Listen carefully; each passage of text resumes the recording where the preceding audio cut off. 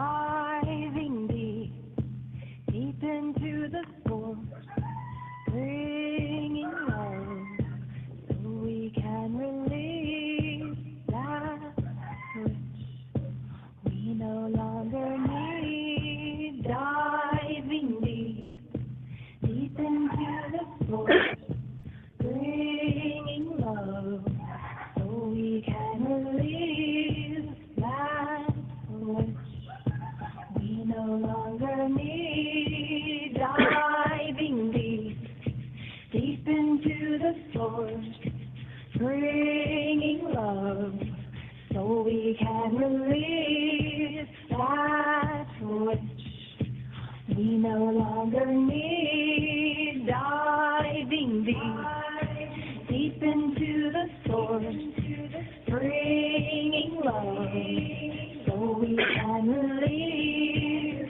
that which we no longer need. Diving deep,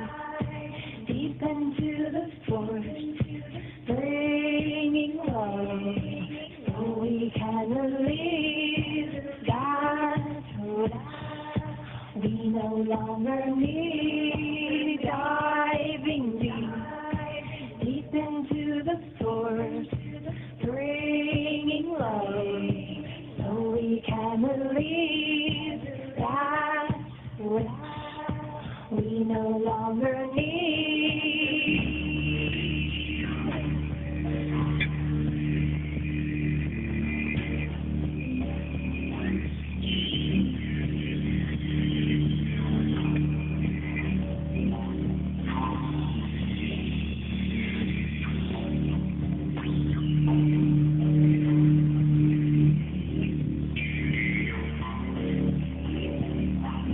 Diving deep, deep into the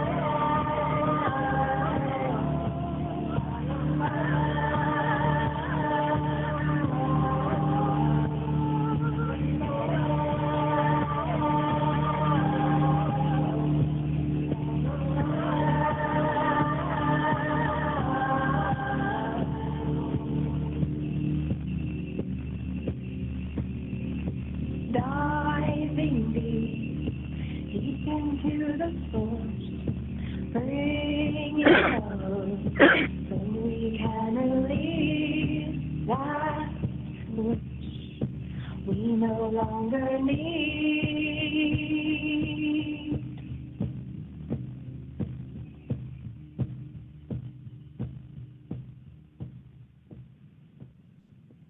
Aloha. Good afternoon. Good evening. Good something. This is Andrew Aloha live out of Flagstaff, Arizona with spiritual instructions on BlogTalkRadio and free conference call and YouTube. Establishing and maintaining right relationships through human love. Tonight we're doing Andrew Aloha live. We're talking with Peter Robbins all the way out of New York in veteran investigative UFO reporter Peter Robbins. Aloha, Peter. Good evening, Andrew. Thank you for being here. This has been an absolutely incredibly beautiful day here in Flagstaff for a Mother's Day, and happy blessed Mother's Day to all you mothers out there, and that's besides the point. And anyhow, did you do anything for Mother's Day for you, Peter? No, just worked around the house. I lost my mom about 20 years ago, but she is always with me. And in my case, nobody could have had a better mother. No, I hear you. And happy Mother's Day to my mother out there. We don't always get along, but happy Mother's Day to her anyhow. And to my aunt Ruby and my aunt Anita and all my other aunts and all my other mothers out there. But that's besides the point. So anyhow, we're going to talk to Peter here in a couple of minutes about him being an investigative reporter, UFO reporter for 35 years. Is that correct, Peter?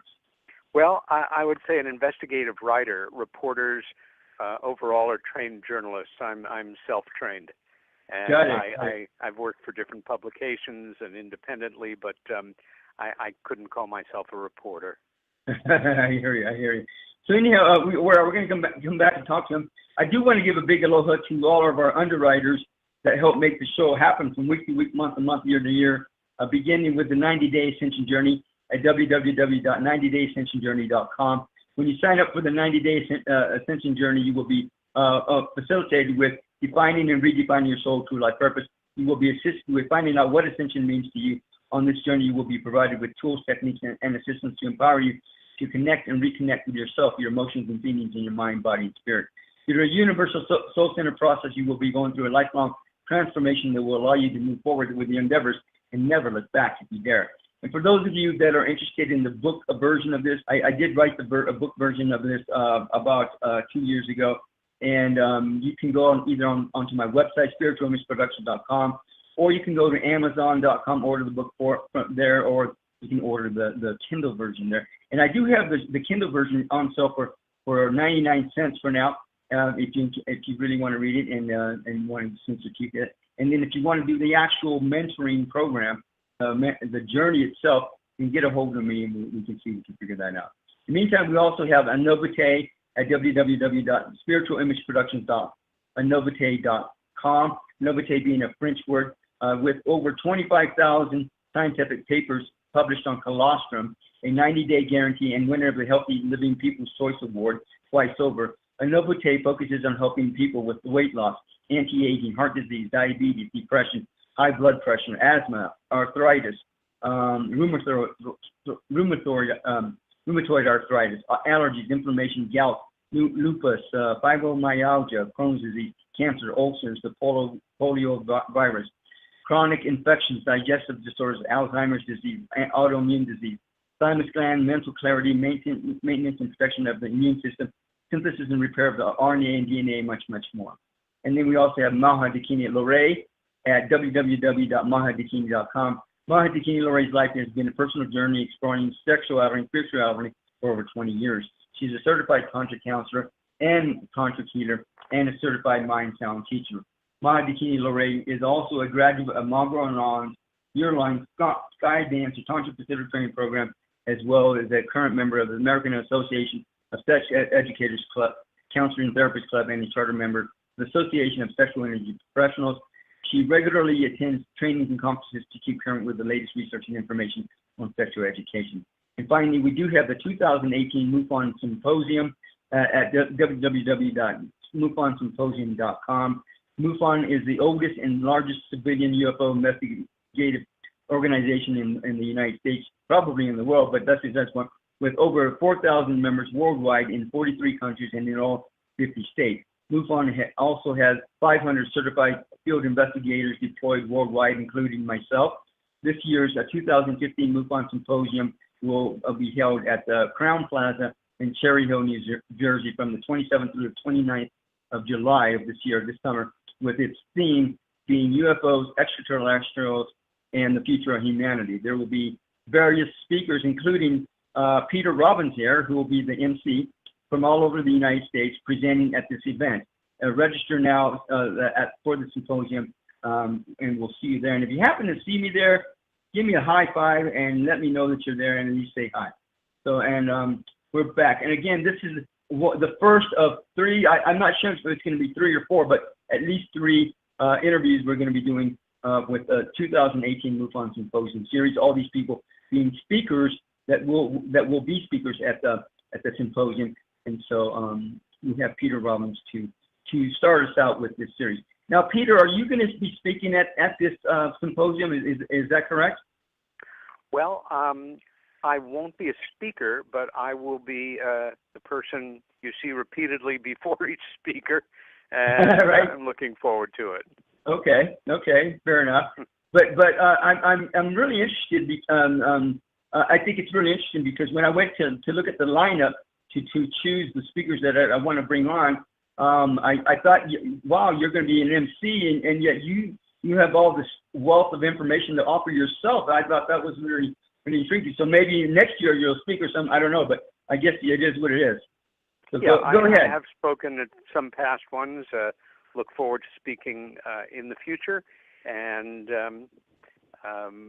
this time around I will have that other role. Are you going to have your own booth there as well? I don't know, because you've got some books that you put out. Is that correct? That is correct, but the books that I've written are all out of print right now. Oh, wow. Due in great part to something of a real scandal that erupted around them going back now less than 2 years or so. Wow. My co-author on the book that I'm best known for, Left at East Gate, about the Britain's best-known UFO incident, the Rendlesham Forest UFO incident, his account really started to fall apart, and he got a lot of stuff by me that was not accurate, not true. And once I realized it, it was not a happy period of time in my life, and I had to sit down with our publisher and show him the conclusions I had come to and why, and ask them to do their own investigation, and with very mixed feelings, but my encouragement, our book was removed from publication, and a follow-up book I wrote, continuing to support his account, I withdrew from print. I also have a free book online that is no longer available. The other thing is, as MC, I would like to be available. You're also sort of liaison backstage between the tech people and your audience. So I will not be selling products or at a table, but anybody can find me throughout the conference. And absolutely. If you want to speak, just introduce yourself, and we'll go from there. Right. So now, and again, I'm sorry to hear that you had to go through all that stuff. Yeah. I know that the book that I published, the 90-Day Ascension Journey, I went through CreateSpace, and I published it on my own through there. I put it all together, and that's how I set that up. And I'm glad I did it that way, even though I'm not selling as many copies as maybe I could sell. But I think it prevents stuff like from what you went through happening as well. So that wasn't probably a really good, nice situation for me. Well, so I first published. The publishing industry was really a rather different place, and you went through established publishers. The book called Left at East Gate did well enough here, but it was a smash bestseller in the UK. And what I value about it, and always will, is the extraordinary people that I got to meet, some of the places I got to visit. But, life goes on, and there are worse things in life, and it's an opportunity when, life blows up in your face.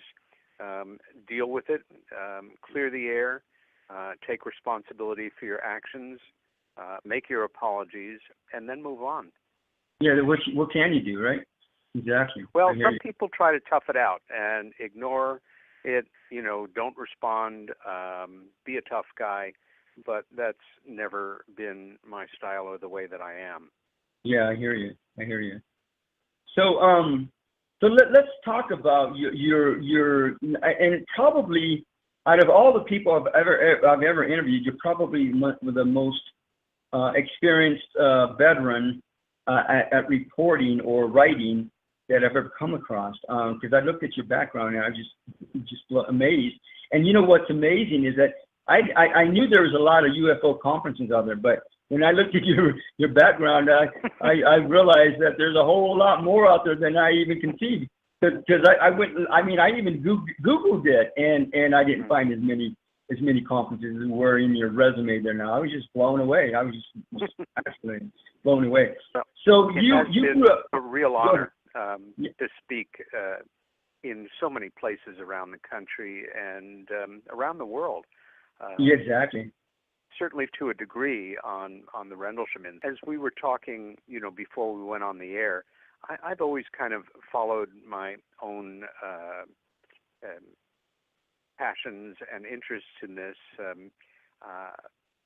I basically research what interests me, and ultimately these things sometimes end up just filed, or as a magazine article, or a conference paper, or a chapter in a book. There's no, if I ran through every topic that I've researched, they might seem dissonant, but you follow a thread. I began my professional life as a painter and a painting instructor in New York, and I was trained to think outside the box, so to say. I've never approached ufology as a methodical discipline. My main rules are follow the trail where it goes, always tell the truth to the best of your ability, go off on tangents that you need to learn more about some aspect of what you've gotten yourself into, and then come back in and apply it. Among the many topics that I've covered and continue in some cases to come back to are media, fuel, and UFOs, right. Politics, history, and human nature, and the challenges that they present to us relative to what we call UFO disclosure. I'm fascinated by the way that some people mystify this subject. I've always approached it scientifically and historically.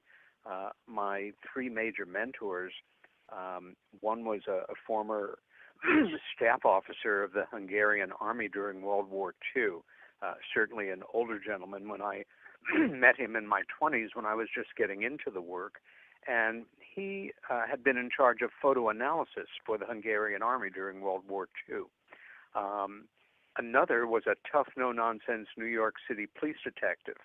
Both of them taught me to investigate in a very methodical way, primarily, and as an up-and-coming MUFON investigator yourself, this is a perfect place to apply some of this thinking, that what you are looking to do when you build a case that really has legs and that you can put out there is to triangulate. And what I mean by that is, in law enforcement, the term is basically applied to if you have an eyewitness and that eyewitness is backed up by physical evidence, and that physical evidence is backed up by real, actual documentation of some kind, and that there is a history, either with the individual or with the location, that also brings, more mass to it. Supporting witness testimonies, family stories, especially in abduction, that lend credence to the claims of the individual. But casework for me is not so much, it was for many years, sitting with people who had experiences, working with them. My other mentor was somebody who may be better known to some of your audience members who are involved in the subject of UFOs. That was Bud Hopkins, who arguably was the father of the scientific investigation of what I consider the most complex, the most unnerving, the most fascinating, troubling, and perhaps most important central area relative to human experience regarding UFOs. Like me, Bud was a painter and never stopped painting, which I think helped keep him sane as he right. working with more than 1,000 people in a career that spanned, well, we lost him in 2011. Oh, really? Probably about 30 years or so. Now, where did he live at? Bud grew up in West Virginia. He, after he graduated from Oberlin College with a degree in fine arts in the late 50s, he moved to New York City, and like many aspiring painters, found a loft space downtown and started to paint. I would categorize his original work as late period abstract expressionist, but it changed over the years as artists' work do. And I had the extraordinary experience and privilege of being at his side and over his shoulder, working with quite a few hundred people. He was a very well-trained and very rigorous in terms of the way he applied it. Practitioner of hypnotic regression. It was a tool, one of a number, that he used in casework, and I had the opportunity, either at his request or the request of the individual involved, or of course both would have to agree, to witness more hypnotic regressions of people often reliving the most fascinating, life-changing, in some cases frightening experiences of their life. Wow. Consider myself a humanist, and people come first for me, not, the big case. I think sometimes some investigators can get so caught up in the glamour, the excitement, the exotic quality, the sort of coolness of, hey, I'm a UFO investigator, this is amazing, that they sometimes lose sight of the fact that you are dealing with real human beings here, often who have been through traumatic experiences relative to these things, and you always need to put that person's safety, security, and respect for them first. Absolutely. Yeah. Now, was Bud and were yourself a certified hypnotist, or he was just trained on his own? Bud trained, received a certificate from a reputable practitioner's training center, but he did something that very few people who do use hypnotic regression, I don't. I'm not trained. I've never done it. I've never attempted to do it. I have been regressed by 3 different hypnotists on 3 occasions for my own desire to know more about, in my case, my childhood sighting with one of my sisters, and to understand as much as I could about it, and also to probe deeper to see if there was more to it. But Bud not only trained and was certified. For the first 7 years that he did the work, he did it under the guidance and very careful wing, so to say, of one of the best people in the field, Dr. Aphrodite Clamar, who was an extraordinarily well-respected hypnotherapist. And again, he didn't have to do that, but that was Bud. Got it. Now, let me ask you this, and this is what I was going to ask you this earlier, but you already answered part of it. When you were growing up, first of all, what did your parents do when you were growing up? I had a pretty idyllic childhood in so many ways. I was born in New York City, lived there for the first 6 or 7 years of my life. Then my folks moved me and my sister Helen out to a very pretty little village on Long Island, New York, about 30 miles east of Manhattan. Then my sister Anne came along. This was in the earlier 60s, and it was a much more innocent time. I mean, yes, there was the Cold War, Kennedy assassination. The world is always troubled with something. But I was not a sophisticated kid. I loved to paint and draw. I was a very avid reader.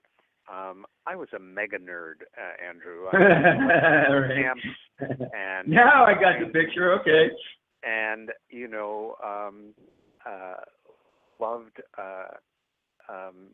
nature. I was a Boy Scout. I was not into sports at all.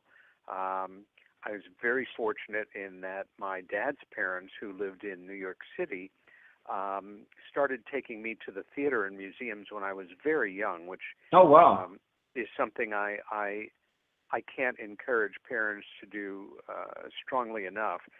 I love museums and I love the theater. I'll go to a play at the drop of a hat, and when I travel, even if it's a little tiny regional museum, I'm there. I'm in Manhattan once every month or so on business or to see friends, and always try to work a return visit to the Metropolitan Museum or the Museum of Modern Art or Natural History Museum or American Indian Museum. New York City has so many, but I think we only grow from it. But to cut to the chase, my dad was a businessman. My mom originally was a housewife who went on to become an executive with the Nikon Corporation. And the last thing that really interested me as a kid was the world of UFOs and all that stuff.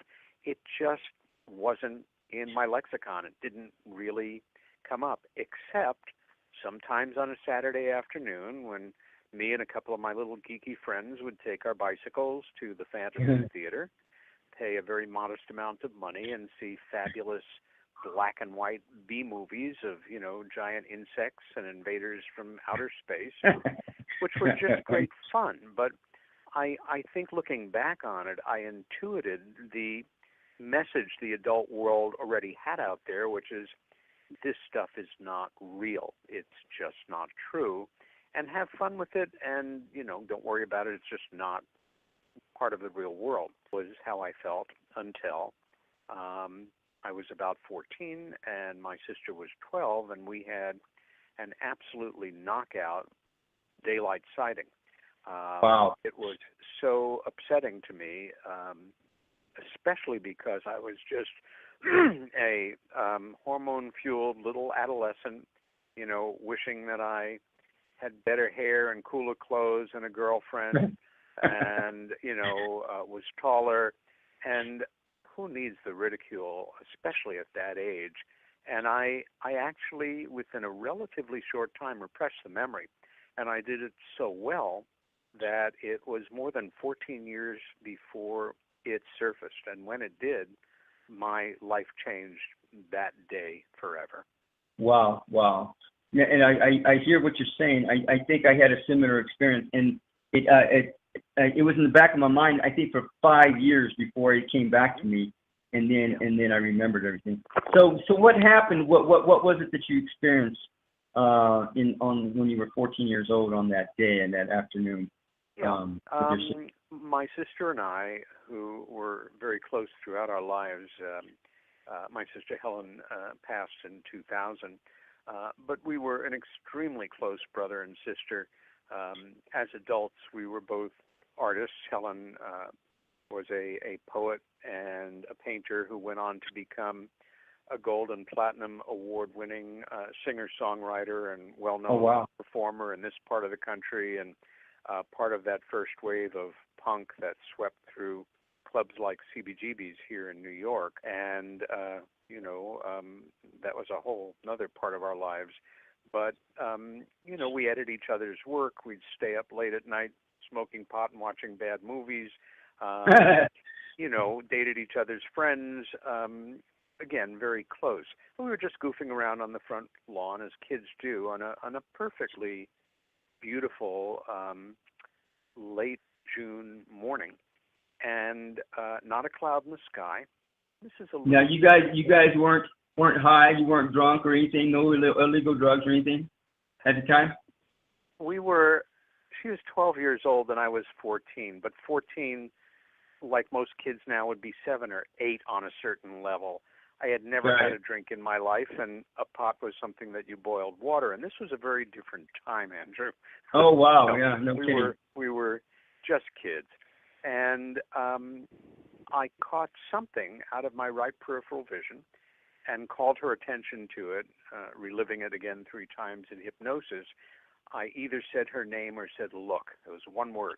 And coming in at a very high rate of speed and stopping in terms of our vision over the house across the street, lived in by a family named Parker, were 5 silvery white disc-shaped objects. Oh, wow. Not round, but elliptical, like if you hold a dinner plate at arm's length at an angle. Okay. They were in a very precise V, as in Victor, a V formation.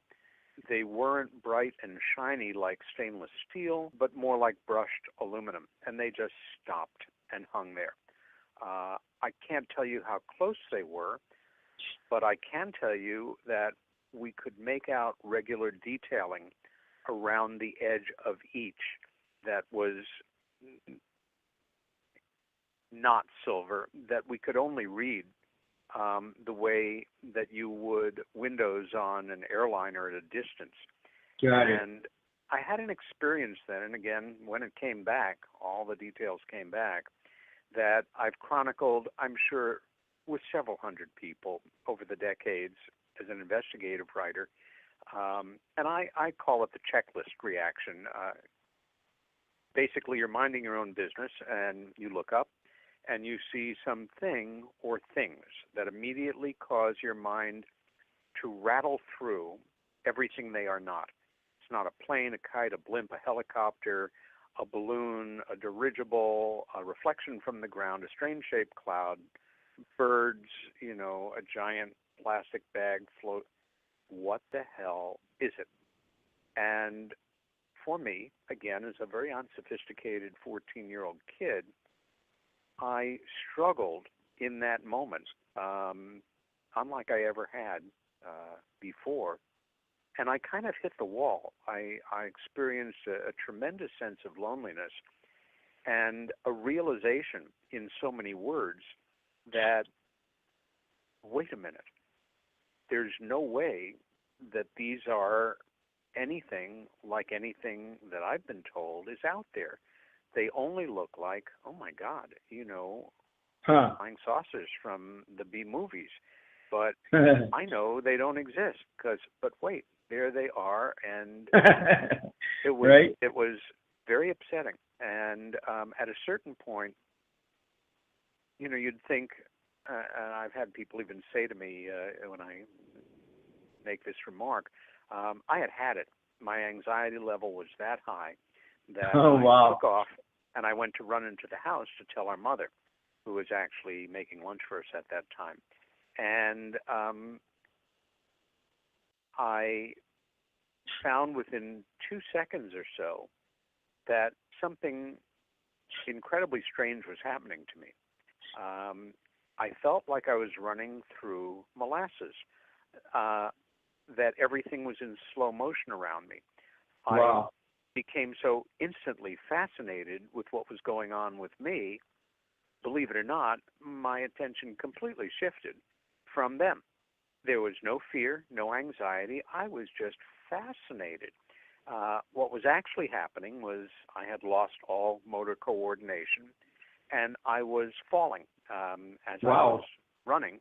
And for me, it was very slow motion, and I had never passed out in my life. And before I did, I had 3 very distinct thoughts, which, given what I was just involved in a few seconds before, don't make any rational sense, except that, once again, it's just simply part of the way it is in certain people's experiences of this phenomena. One was that I was falling from the grass of our front yard toward the pavement that led to the front door. And you know how the scorings in the pavement sometimes become a home for an ant colony? Yeah. And of course, when you're a kid, bugs are pretty fascinating stuff. And I remember coming closer and closer to this big ant colony and thinking, wow, there's the ants doing the thing. Then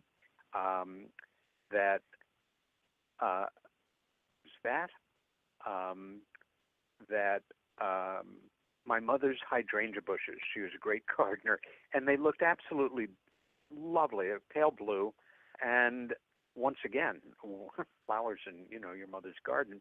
And then Right. what a beautiful day it is, and bang, I was out like a light. Sometime later, I woke up. They were gone out of the sky. My sister wasn't there. I went into the house, walked upstairs, looked in her room. She was there looking out her window into the backyard. Private moment, left her alone. And then went into the kitchen to tell my mother. And I remember word for word what I said with the help of regressive hypnosis.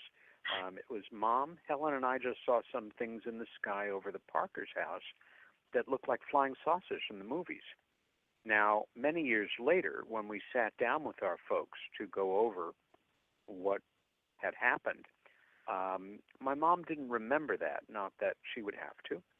Really? Her reaction was one that I am very thankful for in retrospect, and one that is not that common. Many parents or grown-up children looking back on their parents' reaction to having a UFO incident or sighting, oh, honey, you just thought it looked like that, but, it was really something, My mother just turned and looked at me very seriously. And in that moment, I thought, this is the way grown-ups look at each other. Right. And she did not feel compelled to say anything, which in a way was just the right thing to do, and went back to, I think she was making grilled cheese sandwiches for us. And again, over the weeks, the memory was repressed, and I went on with my life.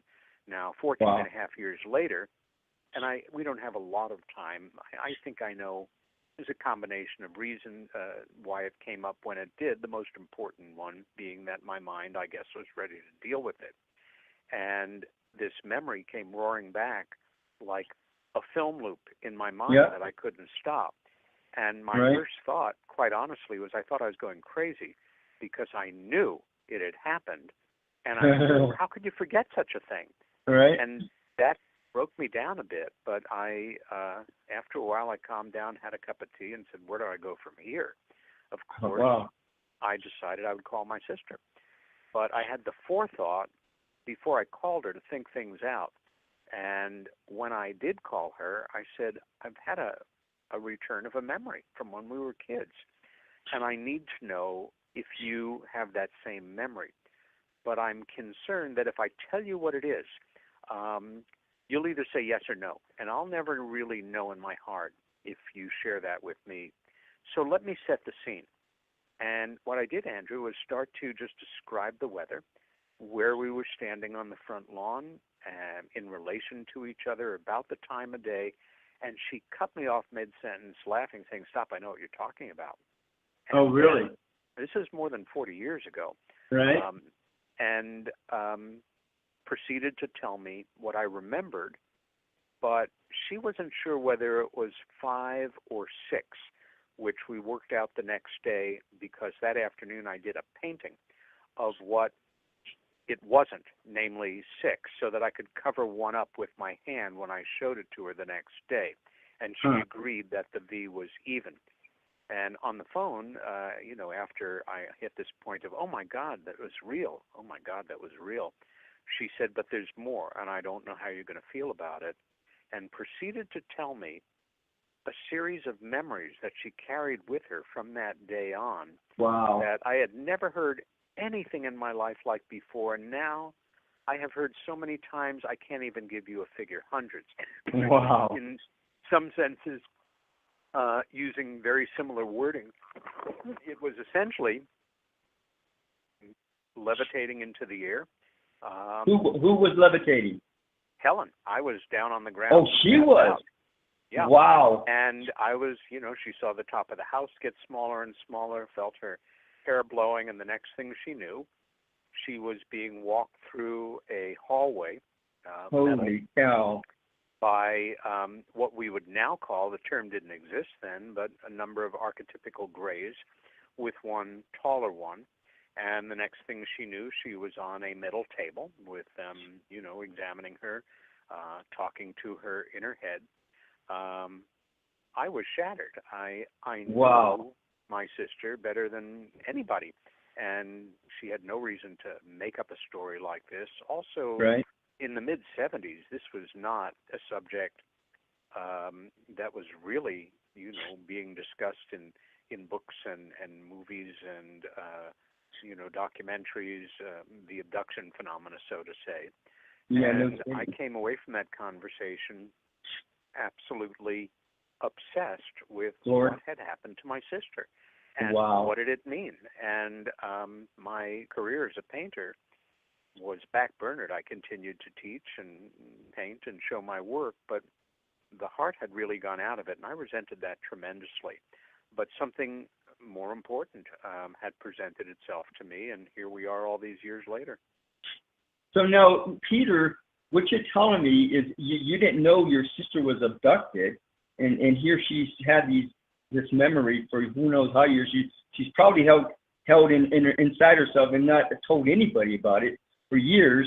And what's funny, Peter, is I have people come onto my show even now, and they'll tell me about experiences they've never told anybody except maybe one friend, and that's it. Sure. Nobody knows about it. It's like people haven't had outlets for these experiences, which bewilders me. It's just amazing. It's so common, Andrew.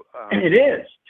Because, human nature being what it is, number one, the subject is so infused with ridicule, and that's not an accident. Exactly.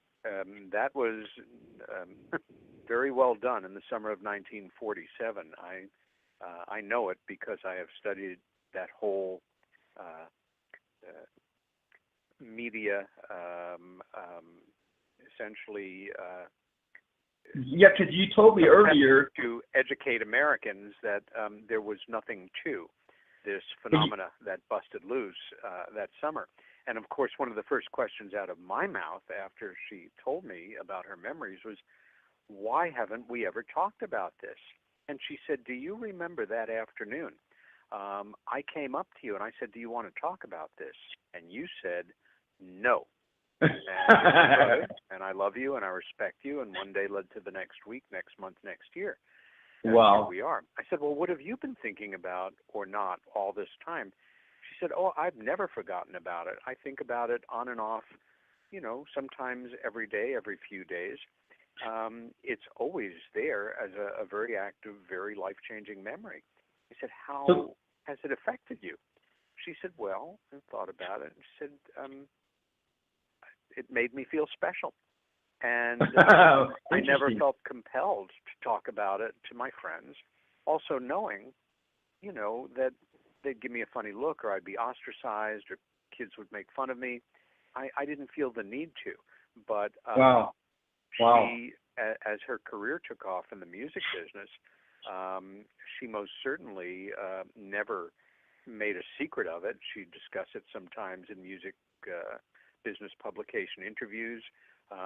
It was a subject that we discussed with a lot of our musician friends. Helen wrote a number of songs for the great heavy metal group, the Blue Oyster Cult, who are still dear friends of mine. Oh, wow. And they recorded a number of her songs, and again, that put her on the map as a songwriter, and then she started to record them and had her own band for many years.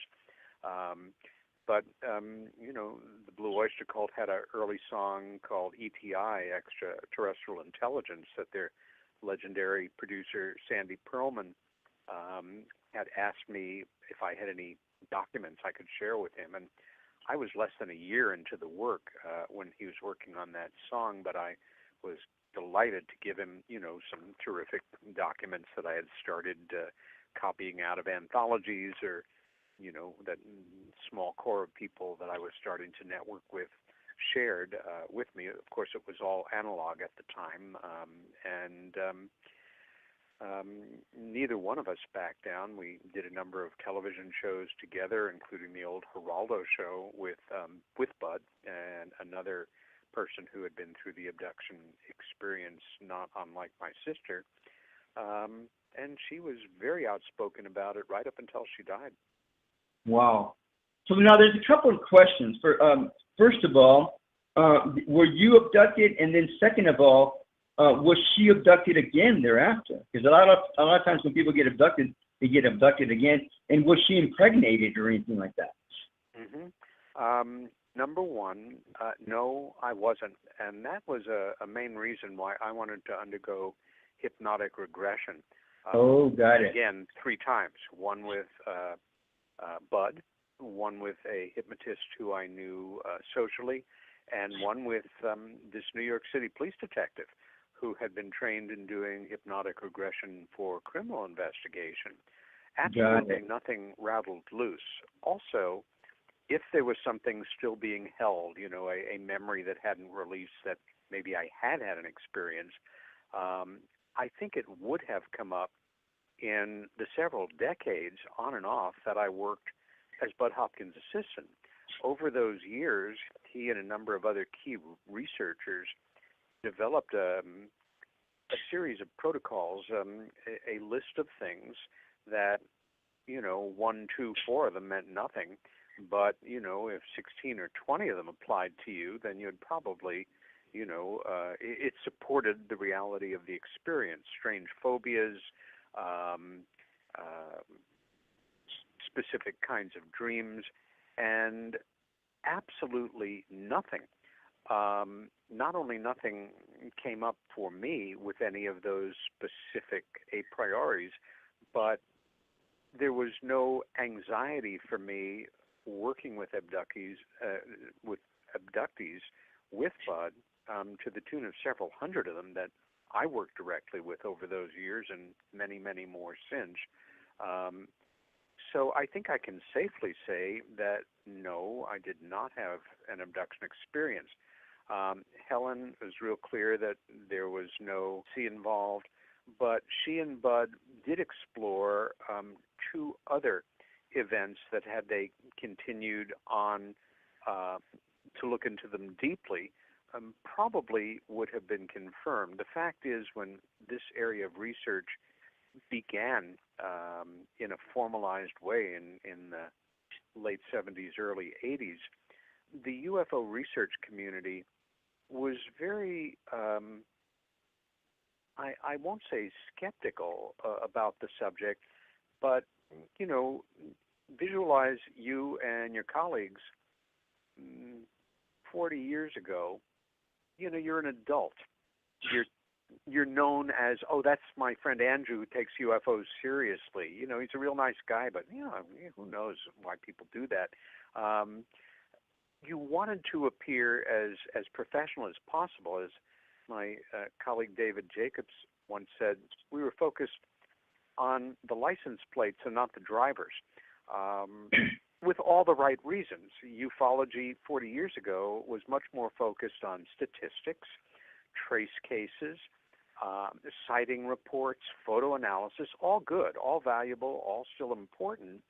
But to take that step into abduction research brought with it a whole nother level of potential ridicule. And, one more way that the non-involved world, could poke fun at people. Yeah, exactly. We now know, it was thought when the work first began, it was the only logical thing that if you've been abducted, in a UFO-related incident, it's probably the same likelihood as getting hit by lightning a second time. I mean, that's what the logical mind might think. The fact is, overwhelmingly, we now know that people who have this happen, it begins early in life, and for some people, it follows them a remarkable number of times throughout much of their life. For other people, a number of significant times, or a number of significant times that are remembered. Got it. Now, before you had this conversation with your sister about her being abducted, you said, I believe, if I'm clear, you said that you all of a sudden you were studying abductions for left and right with this Bud. Afterwards. It was after you had that conversation with Yeah, Bud Hopkins hadn't even gotten into UFO research. Oh, really? Okay. 1976 or so, which was, or 75, the year before we met, which was 1976, was when his interest really began in the subject, because a local businessman that he knew shared a remarkable story with him, and this guy was not an exaggerator, and Bud, who was not just a brilliant painter, but one of the best narrative writers I've ever met, and a brilliant researcher. I mean, had Bud gone into law enforcement work and become a detective for, some major police department, God help the criminals, he was a brilliant investigator. And we met the year after I got involved, became friends, painters who were interested in this subject. The following year, we did our first talks together on the stage of the School of Visual Arts, where I was teaching, and then stayed in touch and, got together every once in a while. But it wasn't until 1981 that he published his first book, which was a game changer. And if you are, serious about the subject, it's a must for any UFO library. That was Missing Time. Then, all of a sudden, his life assumed a duality. He was Bud Hopkins, the New York painter, but he was also Bud Hopkins, this figure in UFO studies. And 6 years later, when he published his second book, Intruders, which became an international runaway bestseller, his career really exploded. Wow. So why don't we take a break now, Peter?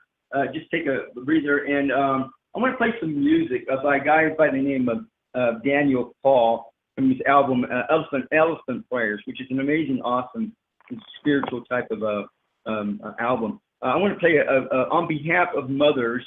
I want to play Jaya Radhe Radhe from his album, and I'm going to send out love, blessings, healings, angels of light and love to all the mothers out there on the planet, to all the kids, and to all the animals and the plants and the minerals on the planet, especially the ones that need concern.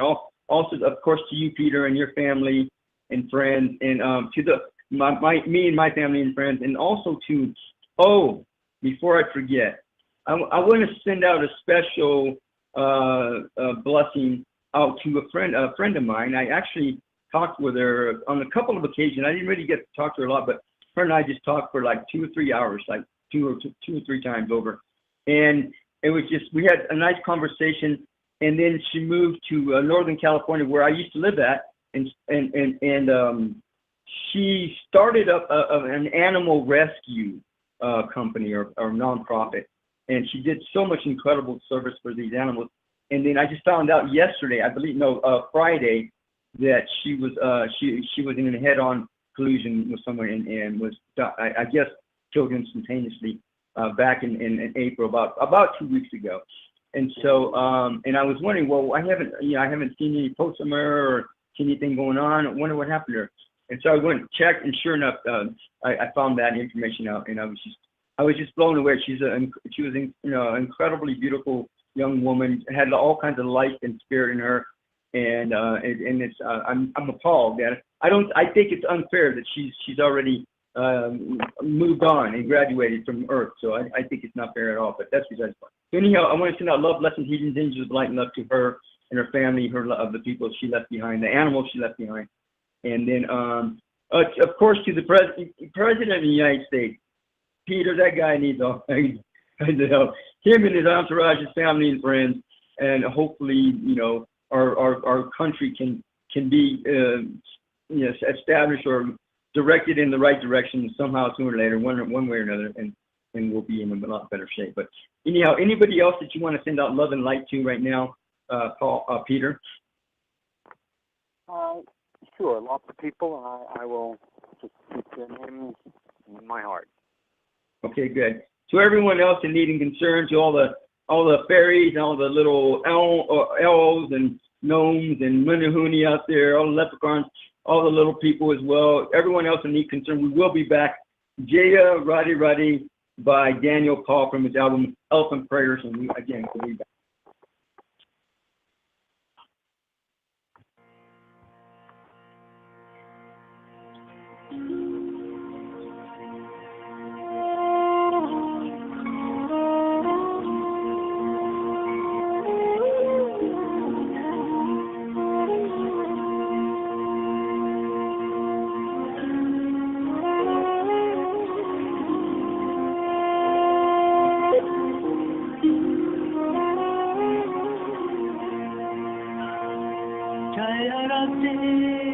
Radhe Shyam, Radhe Radhe Radhe Shyam, Radhe Radhe Radhe Shyam, Radhe.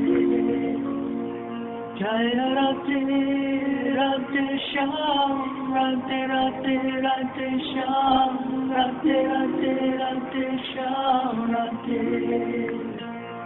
Jaya Radhe Radhe Shyam, Radhe Radhe Radhe Shyam, Radhe Radhe Radhe Shyam, Radhe. Jaya Radhe Govinda, Jaya Radhe Gopal, Jaya Radhe Govinda,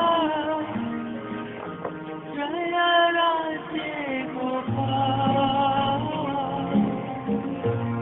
Jaya Radhe Govinda,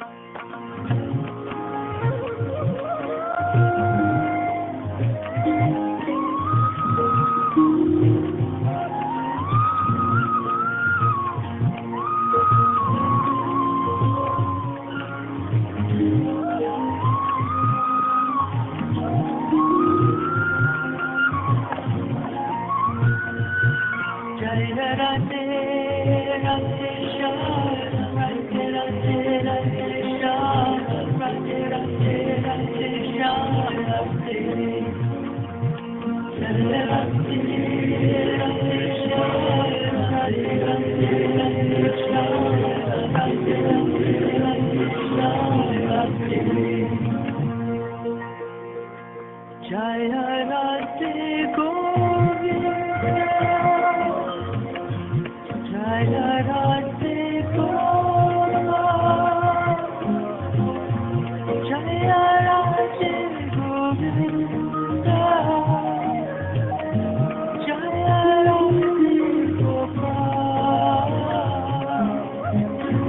Jaya Radhe Govinda,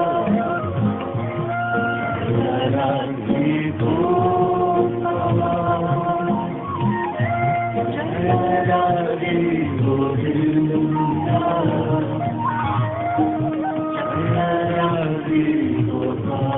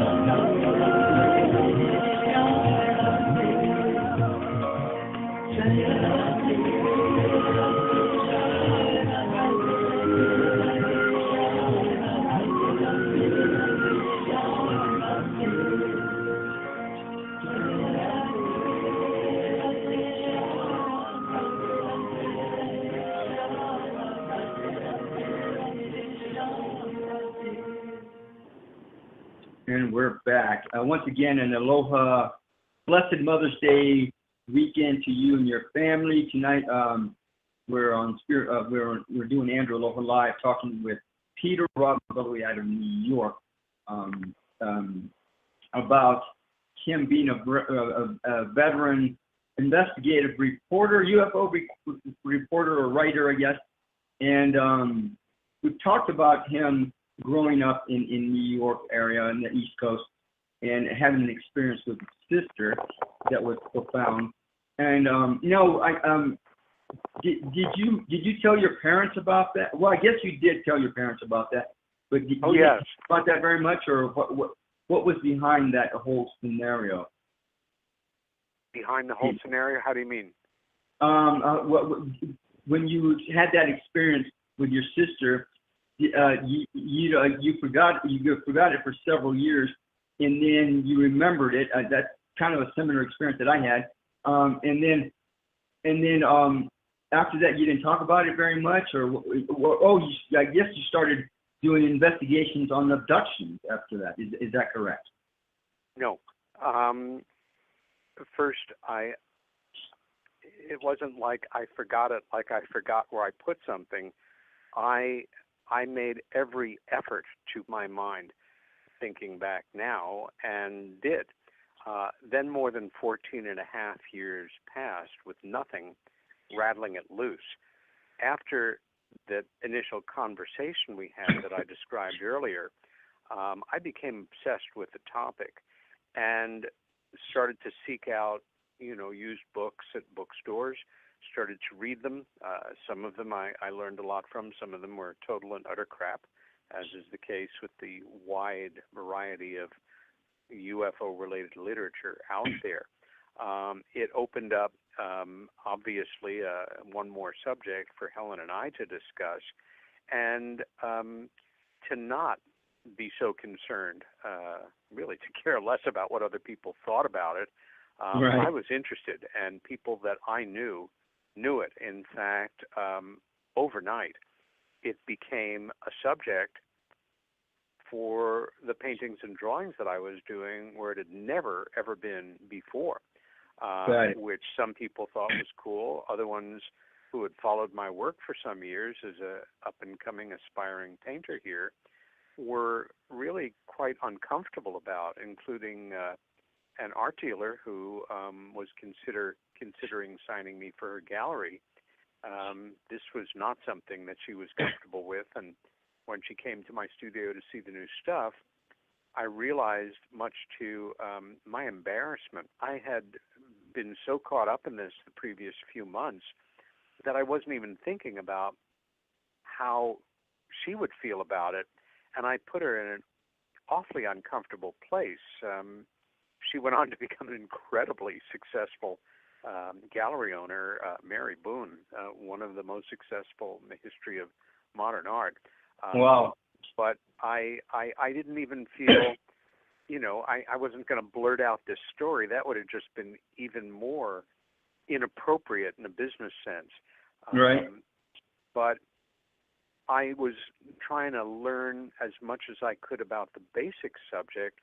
There was very little on abduction out there. There was Interrupted Journey about the Betty and Barney Hill case, incident at Exeter, which is a very important New Hampshire case, a handful of books that dealt with that subject. So in the meantime, I just began to do my homework and start to keep notebooks and take notes. It was, I did an initial talk, but it was some years after that until I was in the early 80s.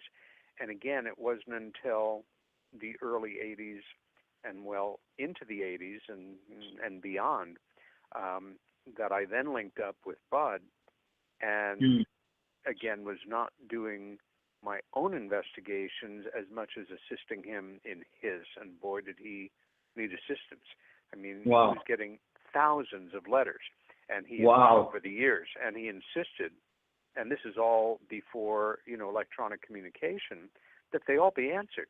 even, well, the great majority. So he right, was stationary printed up, and one of my jobs was sending notes to people that, Mr. Hopkins had received their letter and appreciated it, and in certain cases contacting them to find out if they were interested in coming in for an interview, or he would tell me to call somebody.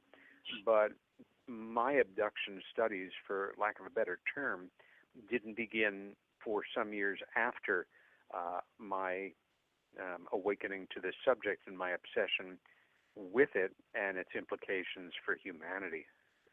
So, Peter, let's take let's take a step back still. Sure. First of all, what did your parents think about all this, and then how did this affect you going to school, growing up, and were you quiet, or what? And you said earlier you didn't do a lot of activity or extracurricular stuff, so I'm assuming it did affect you quite a bit. Well, first, when when Helen and I had this initial conversation 14 years after the event, we were already in our 20s. We were done with school, so it didn't affect my studies in any way. When we sat down with our parents, though, which was some weeks or a month or so after really clearing the ground between each other and confirming each other's experience, we thought it out first, and we talked about how the best way was to handle it with them. We have my dad's still with us, wonderful parents, very open-minded, and at the same time, this is really quite an overload to hear, from one of your kids that they allege they had this kind of experience.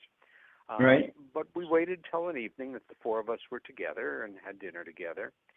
And I don't remember which one of us kind of introduced the subject. I think I probably did.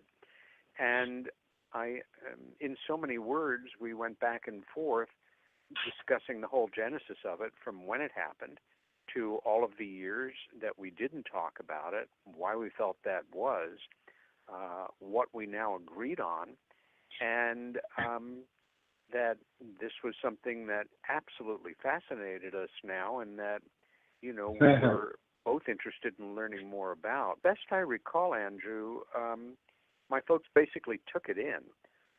So they accepted it, and then you just moved on. Is that what I hear you saying? Not quite. Oh, really? I mean, it was a matter of they had some questions. Oh, really? Okay. Are you sure they looked like, that they were round and things? Right. Never really gave it much thought. But they were interested, too. Interesting. And, in fact, about 2 or 3 years later, I had my first really amazing job in this field. One of my mentors is a retired major in Hungarian military and a naturalized American citizen. He had a number of contacts within the United Nations, and one of them was with the then Secretary General. And the UN was finally going to have some kind of hearings on this. This goes back to November 1978. And the Secretary General invited him to write a paper on the subject from his point of view. And as a military man, he approached it in a very pragmatic and I think very important way, which he really pioneered. And it revolved around the idea during this point in the Cold War that if a legitimate, truly anomalous UFO, a machine of advanced construction under intelligent control from who knows where, came into radar vectoring of either the United States or the Soviet Union and did not respond to, conventional messages to identify itself, and continued to penetrate the radar and perhaps move into an area that had military significance, it was not out of the question that it could result in the tragic, horrific possibility of a weapons launch thinking it was the enemy. And so myself and my first real buddy in the field, a remarkable researcher named Antonio Huneeus, Coleman von Kavetsky, our mentor here, had asked us to do some editing on the paper.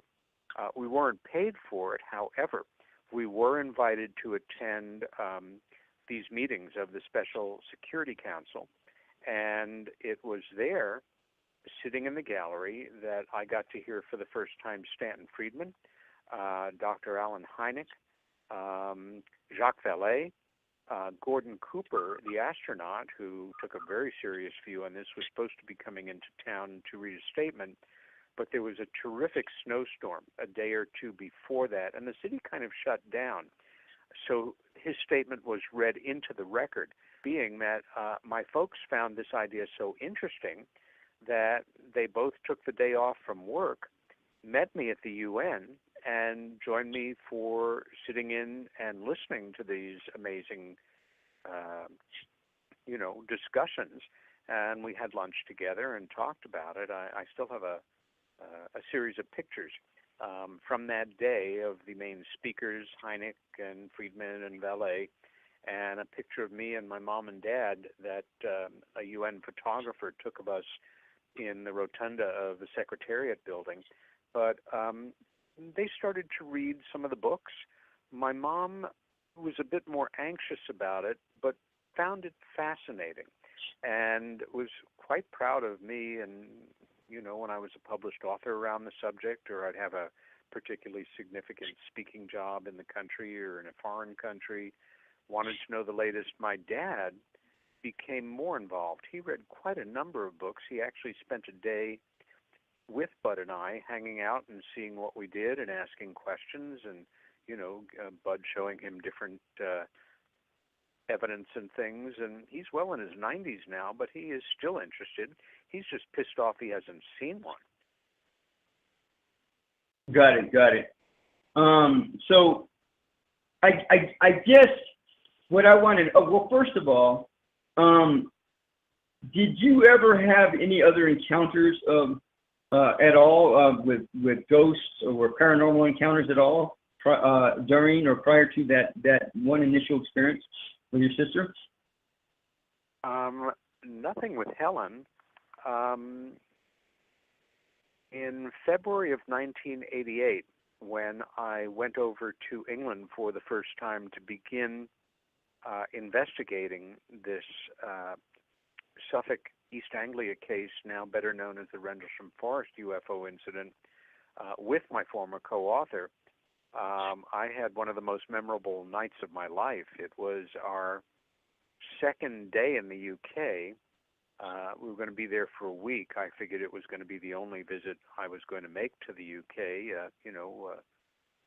Certainly had to do at least one visit to a serious researcher. And it was our very first night back in the area where it happened. And we hiked out to RAF Bentwaters, the base where it had occurred that evening, parts of which were open to us. And I recorded his memories and things as we were walking. But after we left the base, walking back toward the village, more than a mile away, we had our bed and breakfast. We had a multiple UFO sighting. And I mean, it just went on, and different types of phenomena, little star-sized ones that zigzagged, disc-shaped ones that hovered, one that appeared at the far end of a farmer's field. It was quite a shattering night for me, and convinced me that this was a project I needed to pursue. But I'm certainly not the kind of person that looks up and sees strange things in the skies on any kind of regular basis. And there are people who I am convinced are legitimate, who regularly have sightings and experiences. Yeah, exactly, right. So I guess the next question is, when did you decide, okay, I want to investigate UFOs? I want to do this seriously. Yeah, good question. My obsession, which began immediately, just drove me to learn as much as I could about it. And it was just sort of a natural transition. I don't remember it being, a hard decision. I really wanted to stay an artist, and I mean very specifically a successful artist based in New York City whose work was in museums and that kind of thing. But this subject just keeps steamrolling over it. And I continued to paint and teach painting, and I will always love art. It's a huge part of my life, and I'm, back to doing a little painting. I hope to do more as time passes again, but it won't be in the spirit that I had hoped from the time I was very young, that I would, be making my living as a professional artist. Right. Basically, at one point, I just realized, oh, this is what you're doing. You speak at enough conferences or have enough articles published or do enough radio shows, and, oh, yeah, this is the way more and more people see me professionally. I guess this is what I'm doing. All right. I hear you. So, I guess now, out of all the stories that you've ever put, all the information you've put out there, what do you think has been the most authentic experience that you've come across that you were reporting about? Oh boy, I have a long list of them. Some of them unknown to people, because people share things with you and then back them up. Other ones that are quite well known. Certainly, a number of the key investigations Bud did that I was part of to some degree, especially his one that was published in 1996 under the title of Witness, the Brooklyn Bridge UFO Abductions.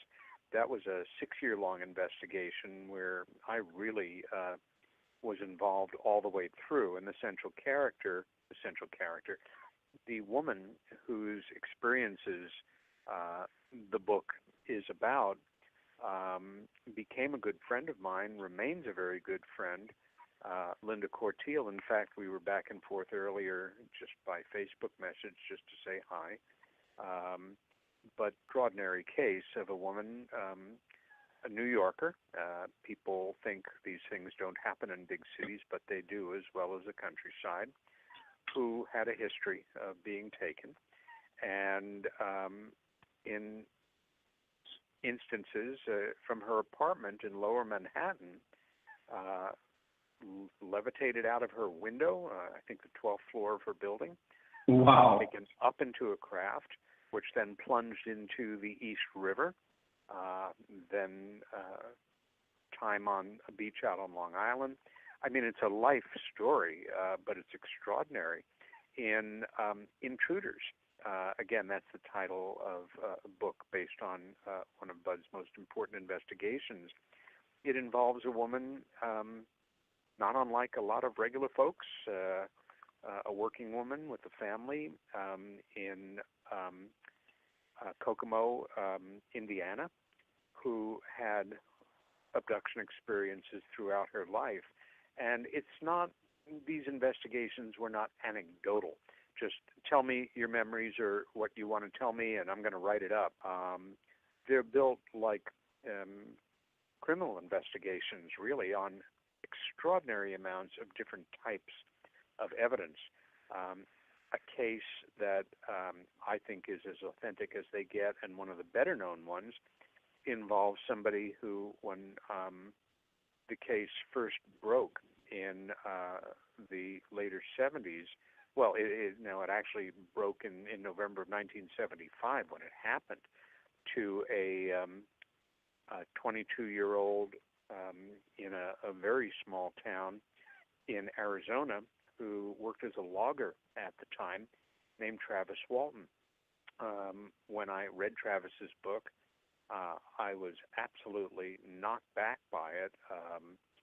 And some years later, when I met him and I heard him speak for the first time, I was very impressed. over the years, we developed an acquaintanceship and then a friendship and close friendship, and we've spent quite a lot of time together over the years. I think that his experience of being taken is one you could bring into a court of law if such things were adjudicated there and prove the reality. I had the privilege of bringing him together, I guess now, close to 10 years ago, 8, I forget, with an outstanding documentary filmmaker and brilliant researcher in her own right, Jennifer Stein in Philadelphia, who spent 5 years making a absolutely world-class documentary about Travis called Travis, the True Story of Travis Walton. And will always be very proud to have been an associate producer on that film.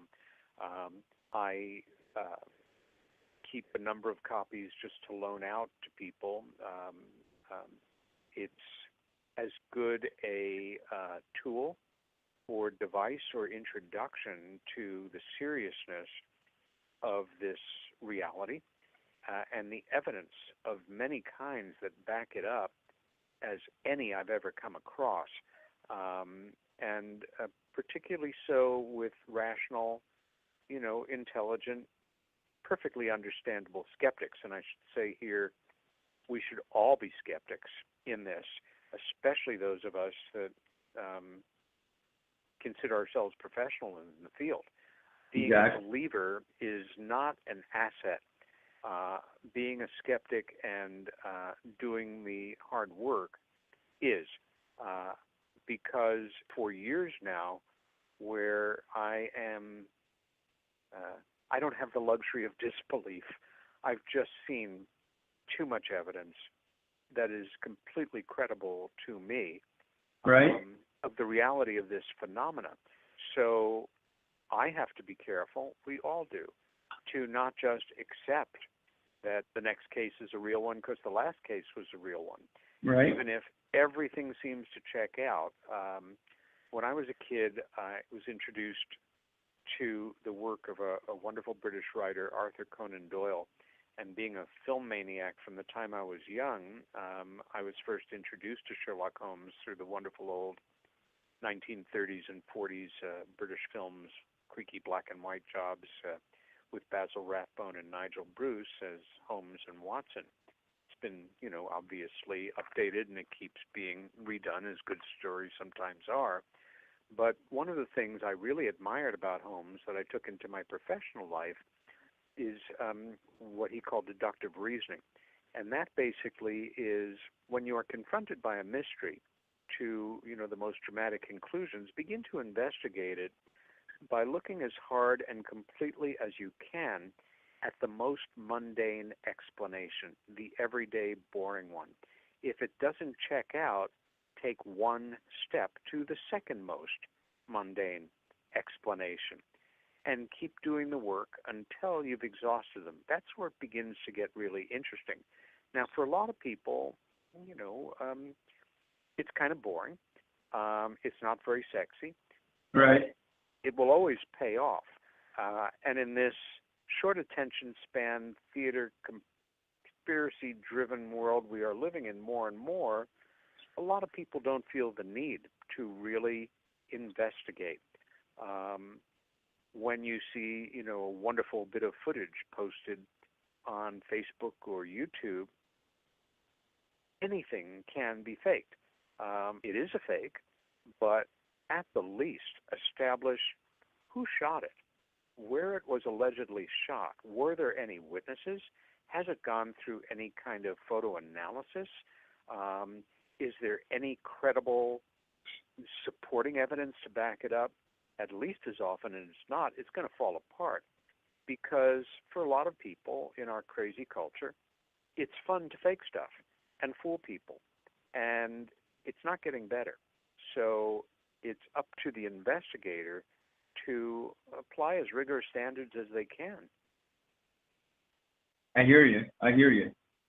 So we got a few minutes left. And first of all, before I forget, the girl that I was talking about earlier that I wanted to send light and love to, and her friends that passed away. Her name is Nobly Truesdale. Just an incredibly beautiful woman who just I think whose life ended too short. I'm sure of it. But anyhow, is there anything? We got a few minutes. Is there anything that you want to put out there that we haven't talked about that's pressing that you want to put out there right now?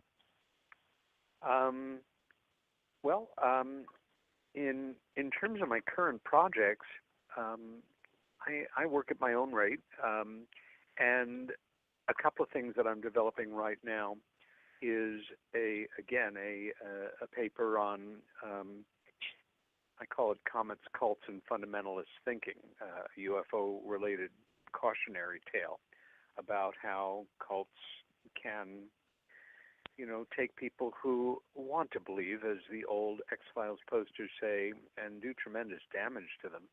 I'm working on, I can't call it a play, but it's not a lecture, on one of the most intriguing people to be caught up in the early days of the UFO cover-up and who kind of collapsed emotionally under it. And the official story is that our first Secretary of Defense, James Forrestal, committed suicide following a nervous breakdown. He certainly had a profound breakdown in office, but he was murdered, and I'm working on a more extended piece about that. I'll be speaking this coming weekend in Pine Bush, New York, at the Pine Bush UFO Fair and Conference, and on June 9th at the Olean, New York Library. And, of course, I'll be seeing you in July, and everything else will have to wait till another time.